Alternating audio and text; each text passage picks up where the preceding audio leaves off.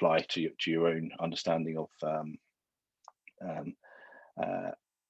working a performance backwards model.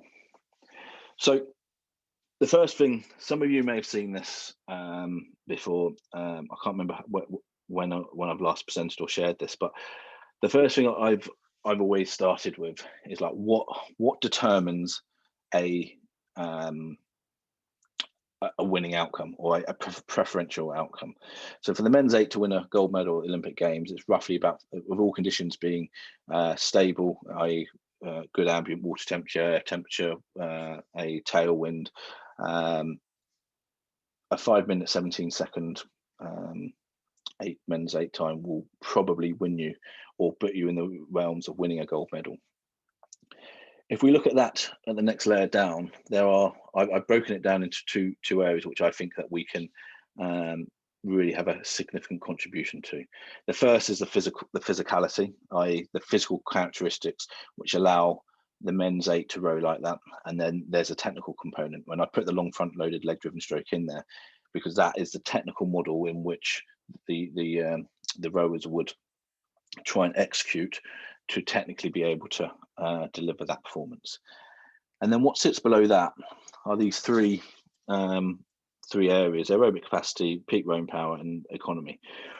Being more of a biomechanical S&C coach and not a physiological one, in true sense, I'm going to ignore the aerobic capacity and economy piece, because I have that's work's been done much by the physiological team, but they are critical components in terms of rowing faster.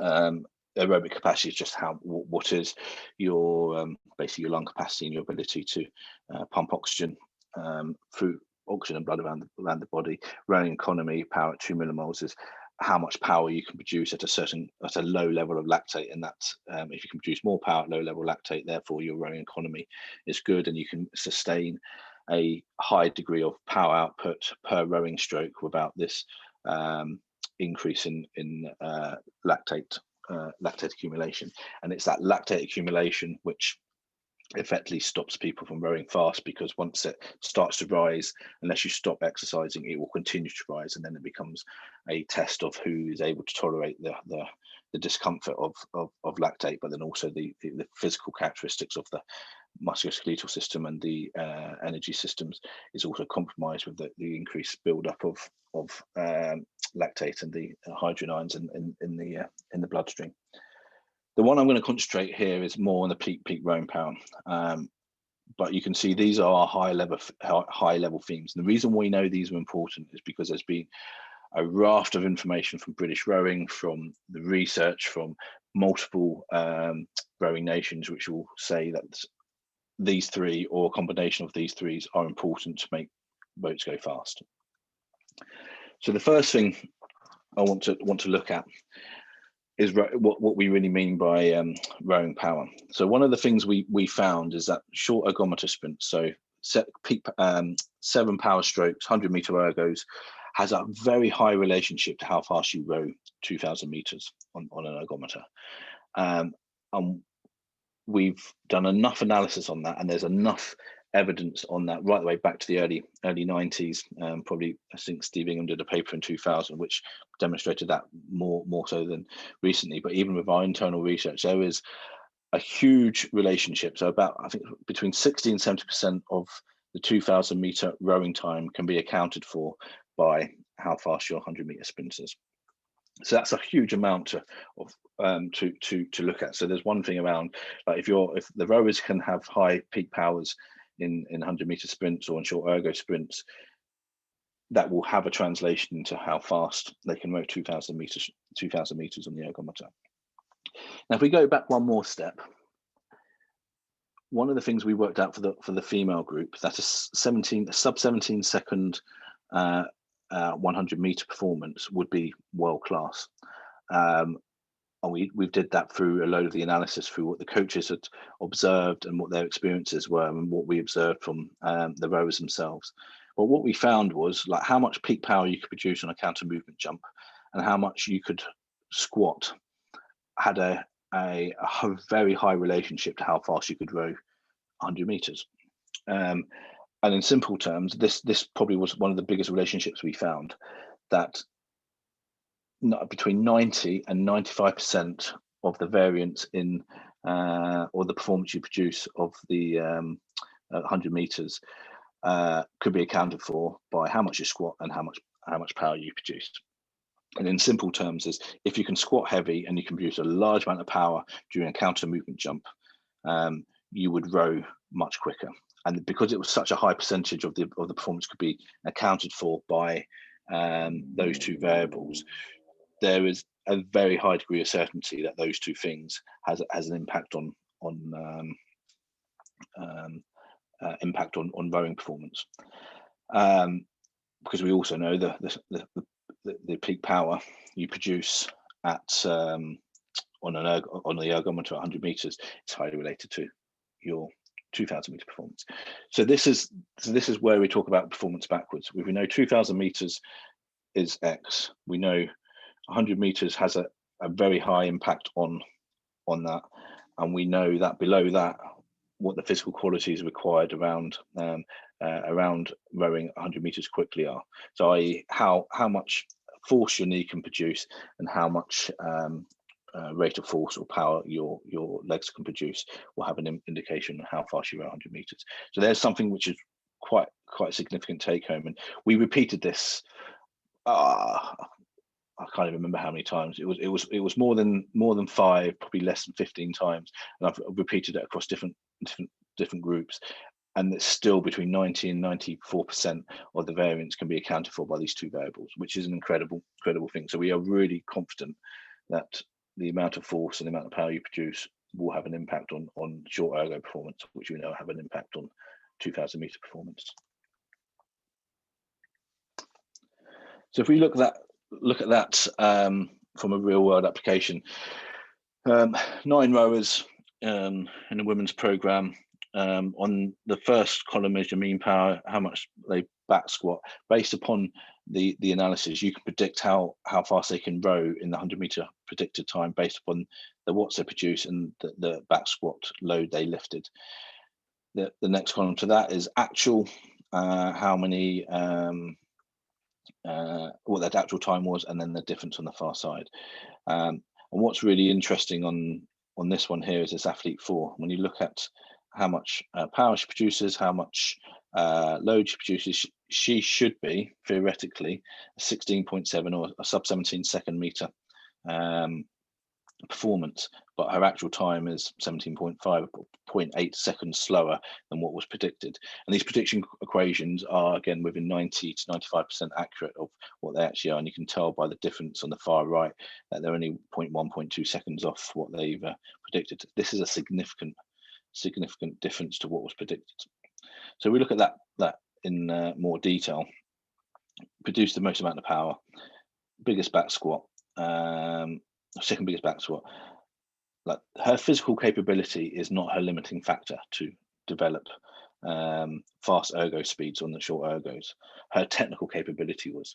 So when a coach came to me and said, oh, what can we do for this athlete to help them improve? Well, the first thing is I've got some real good evidence here to say that actually the reality is I can't make this athlete physically any better, which will make a difference on the boat. They need to do something else, and it was their technical capability. So then time can be spent focusing on the things that can make the biggest difference. So again, I've just alluded to that there. Increased squat and jump performance will not increase ergo performance. If we look at rower number 9, you can see down here we've got the lowest power production, lowest back squat, 19 seconds, 2 seconds off what a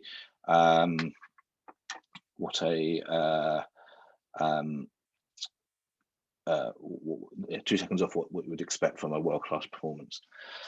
So when the coach came to me and asked what we can do in terms of supporting this athlete, well, I said, well, actually, if we can make significant changes in their physicality, i.e. how much they can squat, how much power they can produce, I think I can knock almost a second off their performance based upon the equations that we had, predictive equations. So my bit went back to the coach, like, I need to put almost 20 kilos of back squat on them, 100 watts of power on them, and I think they'll get close to 18 seconds. It won't be the 17 seconds they need, but a second or almost a second improvement will make a significant change in how fast or how much power they can produce in a short ergo, but also have an impact on their 2,000 meter performance. The reality for this athlete here is that we improved them by 15 kilos in the back squat, 150 watts of power. They dropped by 1.2 seconds, and which ended up being a 17.9 second 100 meter performance. What we effectively did was change their physical capability to produce force, and it wasn't a technical capability. Their technical capability was limited by their physical capability. So we were then able to properly go after the thing that was limiting them. So that for me is some really strong rationales why strength training should be targeted around particular parts of the rowing program and shouldn't be a generic training program, because we know it can have significant impacts on performance. And when I mean generic, I mean targeted about properly going after high force or high velocity or high power based training. So when we look at the next layer down, this gives us some evidence again of the impact of strength training on peak rowing power. I want to go in a little bit more detail around these areas, because there is more evidence around that. Some of it is more sciencey based, which I'll try and whiz through, but you can have the slides afterwards, so I'm not going to try and spend too much time dissecting that. I put this page up here partly to remind myself, but partly so you can see this. But you can see that 79% of 2K ergo performance is determined by their rowing economy and peak rowing power. 2K ergo performance is predicted by how much they can squat, bench, pull, and power strokes in elite males. Almost 70% of 250 meter ergo power determined by counter movement jump and bench pull. Counter movement jump is highly related to leg press barbells exercises. This one here is there's a huge amount of evidence to show that strength training is related to jump performance. We know that strength training and jump performance is related to short ergo performance. This last bit here, all barbell lifts are correlated on first principle component analysis. First principles and component analysis. What does that really mean? Short ergo sprints can determine the success of 2K performances.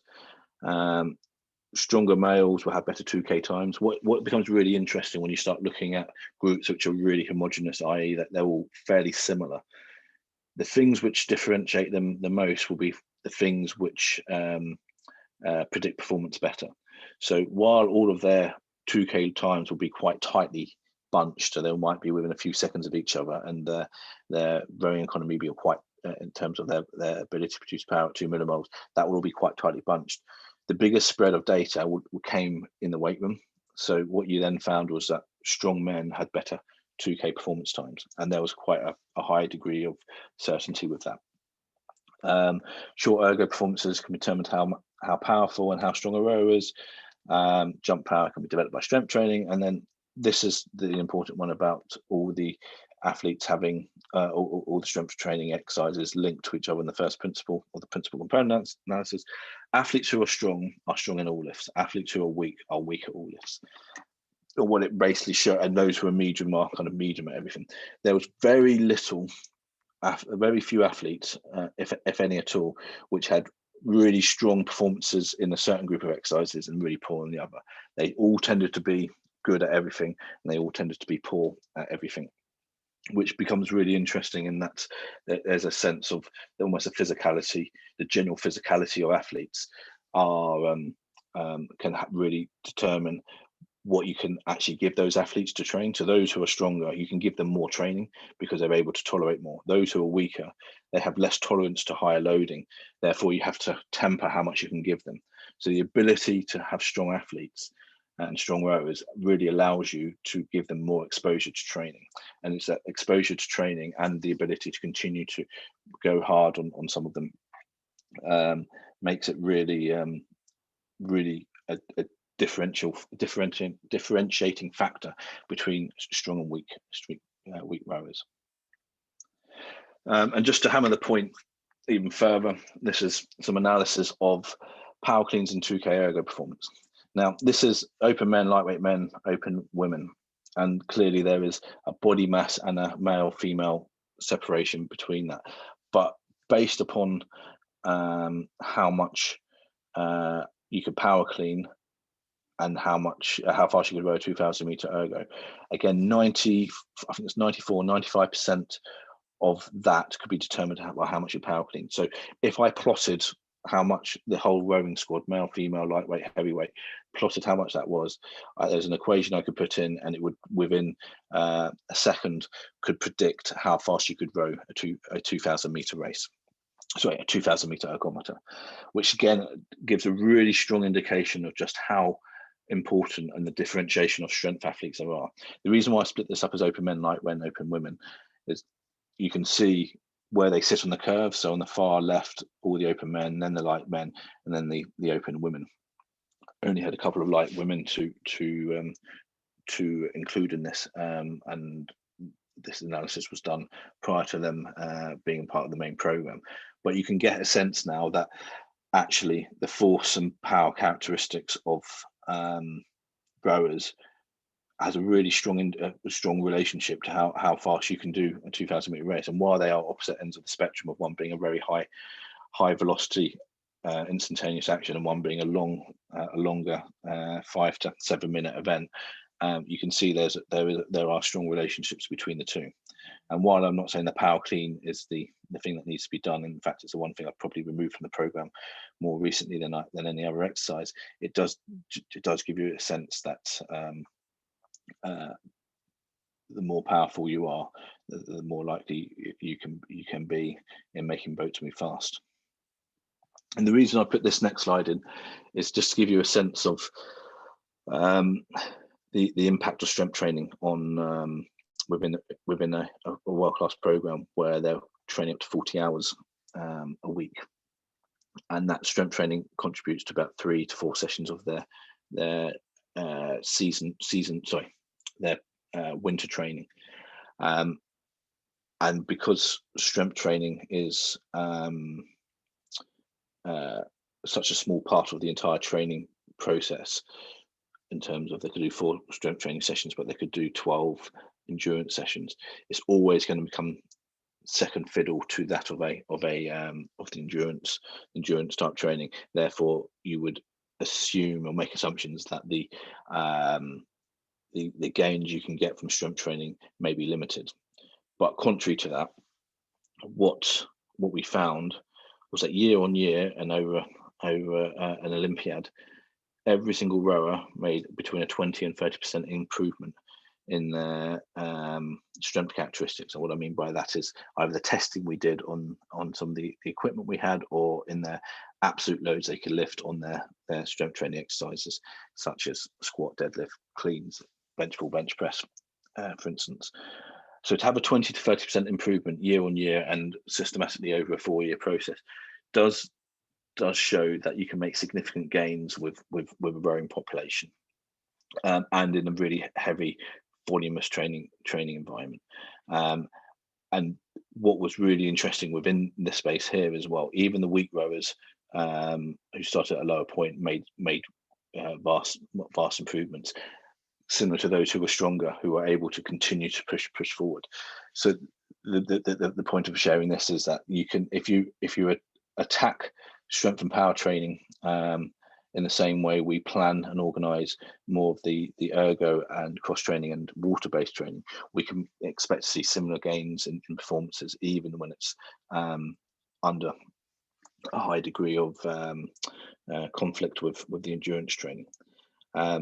And that's what session 3 will be about in January, about training the adaptation and how we properly go after those adaptations, because that then becomes, for me, the most critical component of this entire process, is to help people really go after the appropriate adaptation and create the space and the environment to do so. So underpinning the high force and the high velocity, high power based actions sits general conditioning. And what I want to show you here is just some data I've got of some rowers we have on the axis here, we've got bench pull performance. On the vertical, on the horizontal, we've got bench press performance. And all I've done is just map the data based upon how much they could bench press and how much they could bench pull. And this becomes quite important because, again, you can see some significant groupings. So you have this group of athletes here circled who have bigger bench press performances than bench pull performances, which is, for most sporting populations, is normal. For rowing populations, you don't often see that because everyone is in the boat is pulling the oar, so there's an assumption that pulling should be better than pressing. But contrary to that, actually our best bench pullers, the people that could pull the most, were the ones that had a bench press performance which was greater than what their pull performance. So if you could bench pull 145, they could bench they could bench press 145, they could bench pull something about 120 to 125. That gave a real stimulus of like, okay, if we need really high pull performances, we need to push up press performance. And this then becomes more evident when you start looking at this mid group here, where their press pull performance was equal, that their bench press was no better or worse than their pull performance. So they were within a couple of kilos of each other. So, you know, they're not bad scores, but they're nowhere near our elite guys at the very top. But they'd stagnated. And then you look at these guys at the bottom left, their bench pull performance is greater than their bench press performance. Now, this was the interesting group. Like, when we're having discussions with coaches, the ability to pull more actually becomes about their total upper body strength, and bench press is a measure of total upper body strength. While it is a pressing action, it is just a global measure of upper body strength. What becomes really interesting in this group here is that if you want them to pull more, actually you need to make sure they've got better upper body strength, therefore they need to bench press more. So actually our weaker guys did less bench pulling and did more bench pressing, and that gave them the capability to actually move themselves further up the curve, where they were having more equal press pull ratios, or if ideally a press greater than pull. The reality of these bottom guys, they never really got beyond equalizing their bench press, bench pull to one another, and these guys who were equal, a few of them then started to push onto their bench press. But that's because it was a 3-4 year cycle. I don't know what it would have been like if they'd been for 8 to 10 years, but you may have seen changes in that. And to make significant changes, which had to stop some of the rowing training to do so. But we found we can still make small improvements by targeting the training. Just to add that another context to this as well. So we did press up and bench pull or supine pull conditioning testing. Press ups to failure. Supine pull is where you are lying on your back on the floor with a bar at arm's width away above you, probably attached to a squat rack, and you just pull your chest up to the bar, again to failure. Now, what becomes really interesting, and this is, again, people say this is obvious, but there's real evidence here, is that there is a really strong relationship between 0.74 and 0.993, which is about 77% to 93% of the variation, or the performances of bench press or bench pull performance can be determined by how many press ups or how many supine pulls they could do. So basically, you'd expect people who have a higher bench press to be able to do more press ups. The way we looked at it, we turned it around slightly, that the best conditioned athletes, or our strongest athletes, they were the ones that could repeatedly load more effectively. So if they were well conditioned and well trained, they were able to tolerate higher loading in the weight room. When they could tolerate higher loading in the weight room, that was a point at which significant changes could be made. So our idea, and this is particularly for the women's group, our idea is that we needed to make significant conditioning changes, their ability to tolerate repeated loading higher before we even got to higher intensities of lifting. And this is where this strategy came in. So in 2009, there were only three females who could do a single press up. sorry, 3 or more press ups. I think there's only one that could do more than 3. The problem is when you look at it from an exercise perspective, people would often assume press up is a different exercise to a bench press. That people would assume bench press is kind of more high strength and press ups is more conditioning. When somebody can't do a press up effectively and multiple reps, it becomes a high strength exercise because they are maximally recruiting every muscle they have to press themselves up, particularly if they're only doing 3 repetitions. So what we asked all the females to do was that they had to be able to do 10 full repetitions, chest to floor, 10 kilos on their back before they were even allowed to bench press, which meant that the smallest weight they could actually put on the bar when they started bench pressing was 10 kilos on each side. So it was a 40 kilo total mass on the bar. And the reason we did that was to give them a target to kind of move them from press ups being a strength exercise to press up and being a conditioning exercise. And actually a lot of the girls wanted to move on to bench press. So there was a kind of an aspiration to move forward on this. And to give you an example, when we started with people who only do 3 press ups, that's one athlete with a 50 odd kilo Cox on her back, press upping for I think 4 or 5 reps. That was over a 3-year period. So you can see the significant change from being able to do 3 repetitions of press up as a conditioning exercise, as an exercise viewed as conditioning, to where this is now to a high strength exercise or high force exercise where the press up becomes a very high loaded task. And the reason this is important is that well-conditioned athletes can lift more.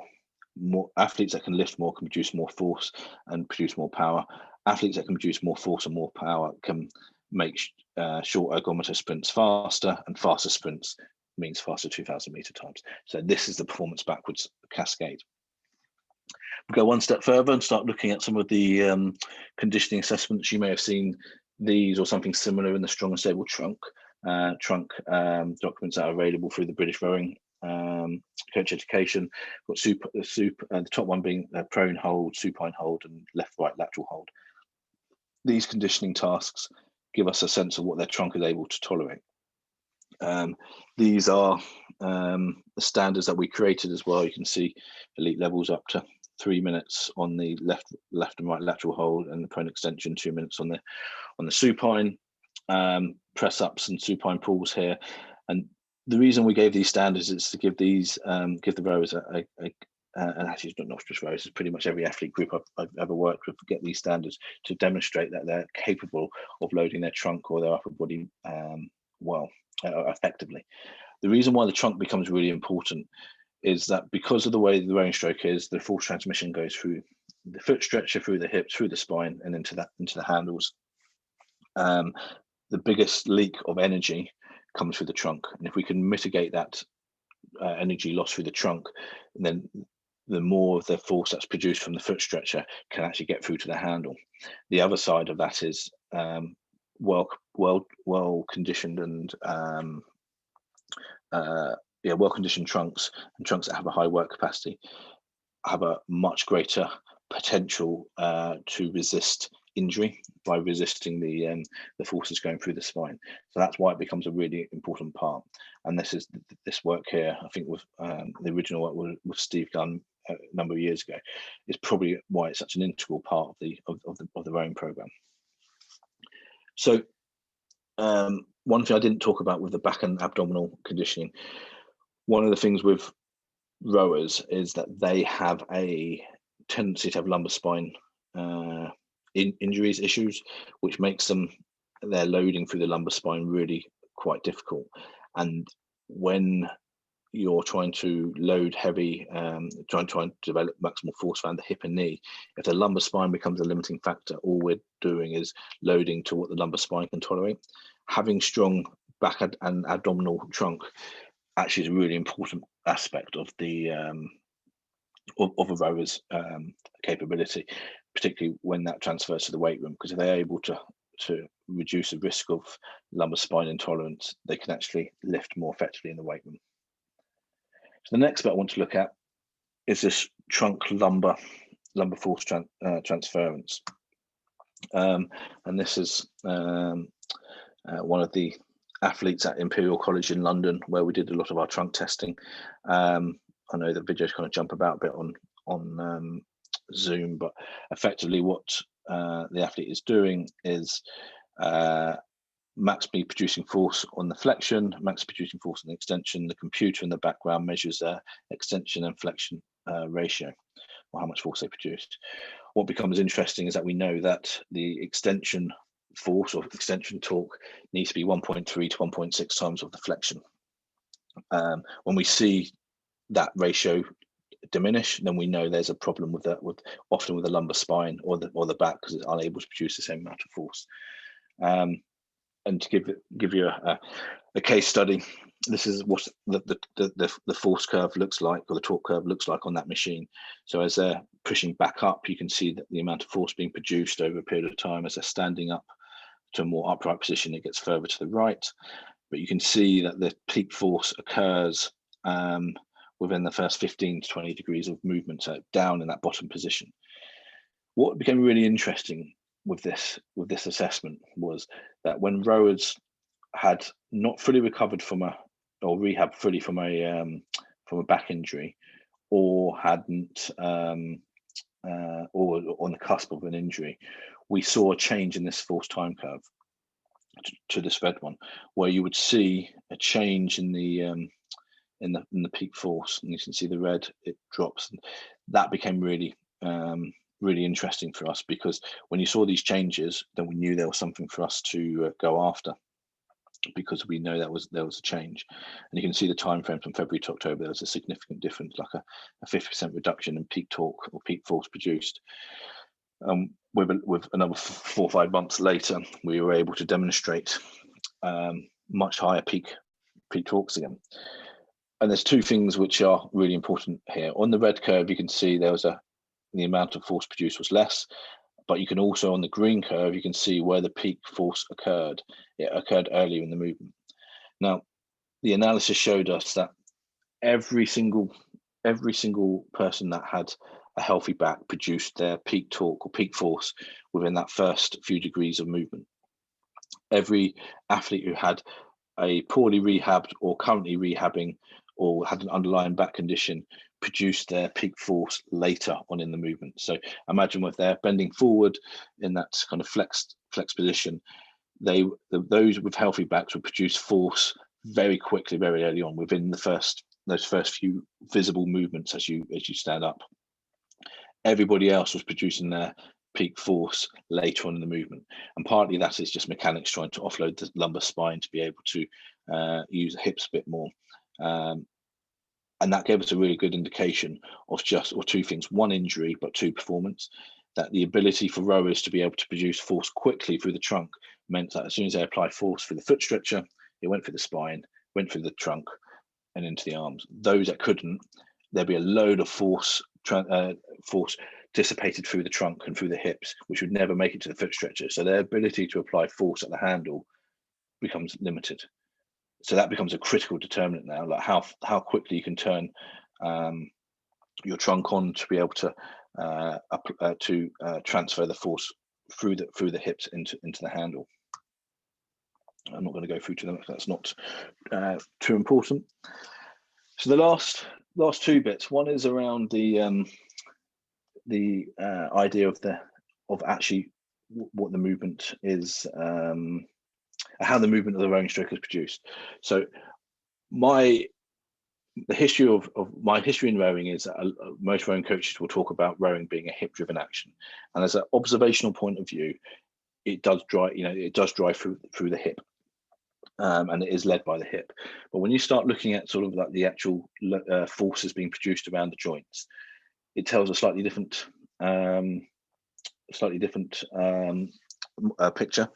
So Erica Buckeridge, who was doing a PhD with British Rowing, what she looked at was looking at force and movement analysis of rowing stroke, and looking at how the forces are produced from the catch to the maximal handle force. So from the non-rowers in here, that very first part of the rowing stroke.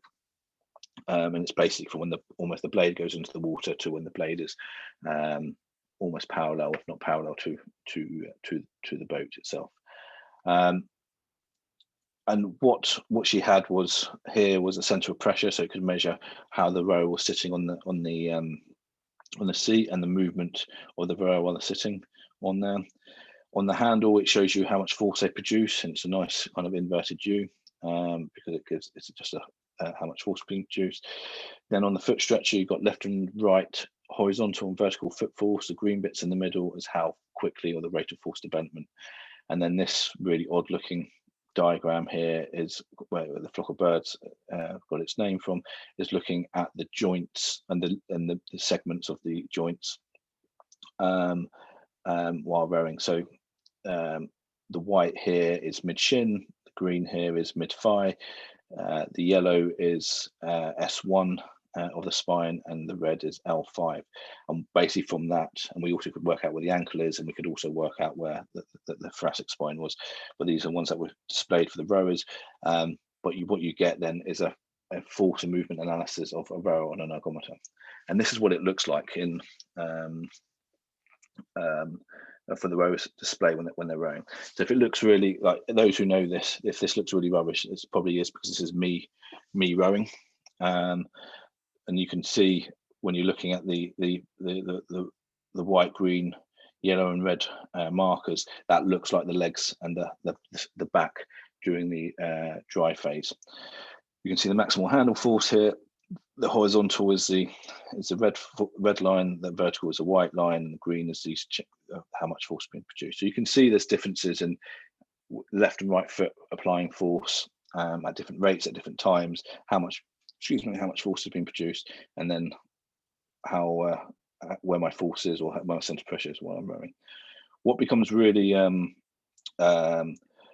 interesting on this is when you start actually crunching the numbers, and what you get from all that information is called inverse dynamic modeling. And what it does, it takes all the mathematics and it can basically solve a number of questions for you.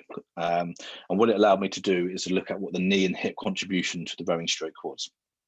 The blue is hip, and the red is knee. So when you add the blue and the red together, it adds up to 100%. And this graph this bar graph just demonstrates what the percentage of force production across the hip and knee is during the dry phase. So from the kind of catch through to maximal handle force was.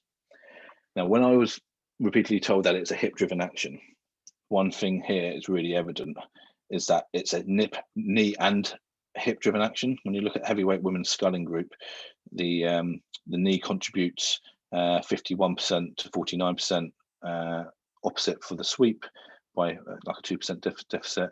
Lightweight men, it was more knee dominant, so I think it was 53 to 47% ratio, and then for the lightweight women, it was more of a 55 to 45. So what that clearly demonstrates is that the rowing stroke has an equal contribution of the dry phase through the knee and through as it does to the hip. When I started looking at that further, and I haven't put the graph in here, but when you look at watts per kilo body mass that the hip and knee produce during the rowing stroke, the knee will produce about 100% more watts per kilo than the hip does during the dry phase, suggesting that the knee is having to work harder than the hip, or is producing more power during the dry phase. Partly because of that is because the knee goes through about 120 to 150 degrees of extension, where the hip only goes through about 40 degrees to 50 degrees of hip extension. So the range of movement of the hip versus the knee is entirely different. So there has to be a much more work done. So this is important because when we start getting to hip knee driven action. The reason why this also, I put this slide in here, is that what becomes really important is about how much lumbar flexion there is in the spine, and that I've spoken about this before, about the lumbar intolerance as well. So lumbar and spine intolerance on the ergometer will also, which can be picked up through that assessment, also comes shown it while weightlifting. So how do we then find hip and knee based activities which properly overload us?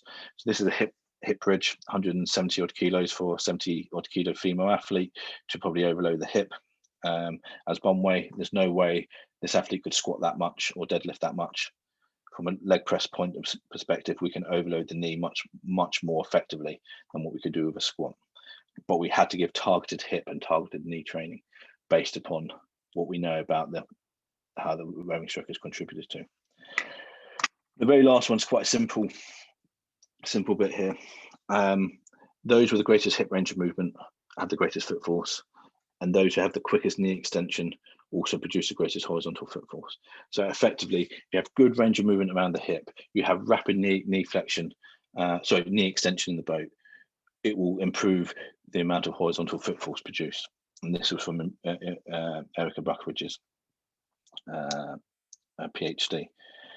And that there is the performance backwards model. So I started at the very top of the time, the technical, the physical, the three characteristics that we know have an impact on physical and technical components. And then we worked our way backwards through to strength, around to conditioning, around to ranges of movement, and how those ranges of movements contribute to the force production. And that's why I moved away from this arbitrary value of every rower needs to be able to squat this, every rower needs to be able to jump this amount is irrelevant. If you apply that to any sport outside of weightlifting itself, it becomes an irrelevant question to ask, because it doesn't really focus on the outcome. It focuses on the task within the weight room. So what does that really mean? I'm going to fly through this really quickly because I'm aware of time, and you'll have these slides as well. One thing I look at, if you just look at it from a rock over suspension position, we know that upper body work capacity is really important to be able to hold, be able to transfer force from the shoulders through to the handles. We know a posterior trunk has to be able to resist deformation, so we know that we need to be able to change the capacity of the trunk. We know from an anterior trunk it has an equal contribution to maintaining that position. We know that the rowing is a knee and hip driven action. The one thing I haven't really spoken about, which we can discuss a bit later, it's a prime hip extensor in rowing or in any deep flexion position is the adductor magnus, and it is not the glute max. So actually the adductor magnus becomes a critical muscle group to actually start developing in deep flex. Any sport or any athlete that needs to get into deep flexion, it is not the glutes which contribute to the or is not the significant contributor to hip extension. It's the adductor magnus. And I'll go back to that slide a little bit later. Next bit is about hamstring length. We know hamstring length is important based upon the rowing stroke in terms of being able to get into a good rock over position and maintain a good pelvic position. We need unrestricted thoracic extension and rotation.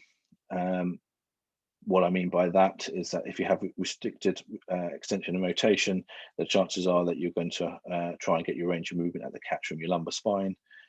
We need a clear hip flexor or good range of hip flexor. Again, if you have poor hip flexor length and poor hip flexor strength, then they will tighten up and posteriorly rotate your pelvis, so sit backwards onto it, again putting your spine into lumbar position.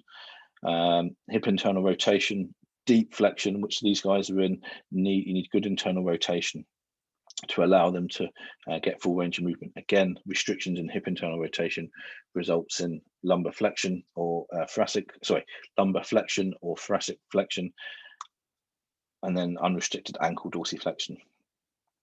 And again, any restriction in that will result in a lumbar, pelvic, or thoracic rotation, which again reduces the amount of force that can be produced during the rowing stroke and increasing the risk to injury.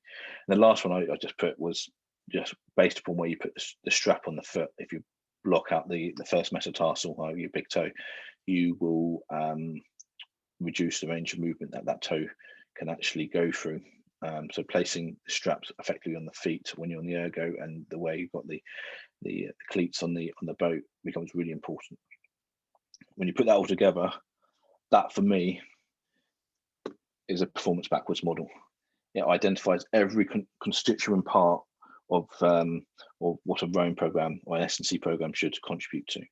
And if it's not contributing to one of these things, and it's focusing on a weight room target, it's missing the point, and it's not going after the things that we know are important for rowing performance. So I'm going to leave it there. I know I've probably gone over by a few minutes on that, and what would be really good now if I hand over to Andy to sort out the breakout rooms, and we take it from there. So thank you for listening to me. I know that was a whirlwind tour, but yeah, let's move on. Thanks very much, Alex. Lots of content there, and very technical, which was obviously kind of the aim of the game with this one. And fortunately, I've managed to press record near the start. I've missed the slight start of that presentation, but if anyone wants to go back and watch that later, I'll send out the links after this session's done, so you can revisit some of that information, because I know there's a lot of content there. But yeah, I'm going to put you into the breakout rooms now. We've got 10 minutes. There should be around sort of 6 people in each breakout room. Myself, Lee, or Alex will be in a breakout room with you to hopefully guide the conversation for 10 minutes. And we're just going to stick on that original kind of question about what are the top 3 to 5 considerations around physical characteristics for rowers that can't be ignored. We've obviously got a lot of your answers in the chat, so if you think you've been reaffirmed, go for it, chat about it. And if maybe Alex has given you something to think about, then we can maybe discuss that for 10 minutes. We'll then come back. If anything's come from the breakouts, we'll discuss, and then we've got hopefully 10 minutes for Q&A at the end. So if you bear with me, I will put you into the breakout rooms just now.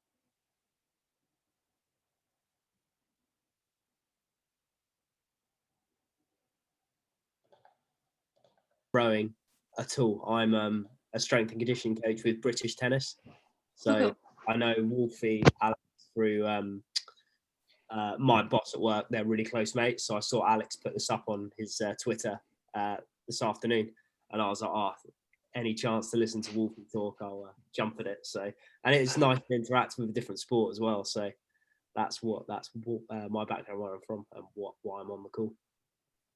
Perfect. Did you find it useful, Charlie? Did you learn anything? a lot of it kind of stuff I've heard from him before and other people around, but no, it's always good to listen and put it in a context of a different sport as well. Like rowing is obviously a very different sport to tennis in that it's a stopwatch sport, so you can almost work back from that. So it's nice to kind of see the principles that we kind of use in our sport and how he's applied that into his sport and your guys' sport. So yeah, really interesting. Perfect. And Maya, obviously a relatively new athlete in the sport. Was there anything in that session from Alex there which was kind of a light bulb moment, or was it mostly kind of stuff that you kind of knew already? Sorry, that's the Maya there. Sorry, Charlie.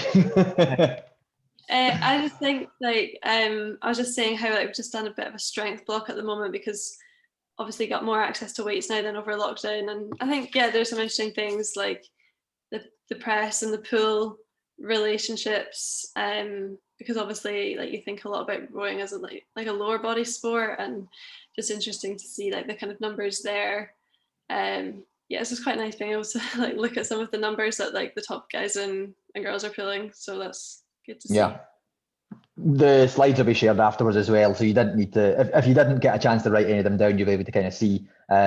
But I guess that's the kind of interesting thing, hopefully, that Alex was sort of trying to get across, is that sense of at the top level, there is this kind of number which generically people will hit. It's kind of the same for 2K ergo time or power produced at 2 or 4 millimole lactate. It'll all be kind of much of a muchness. The question is, for you as an athlete, or if you ever got into coaching, how do you help someone along that journey?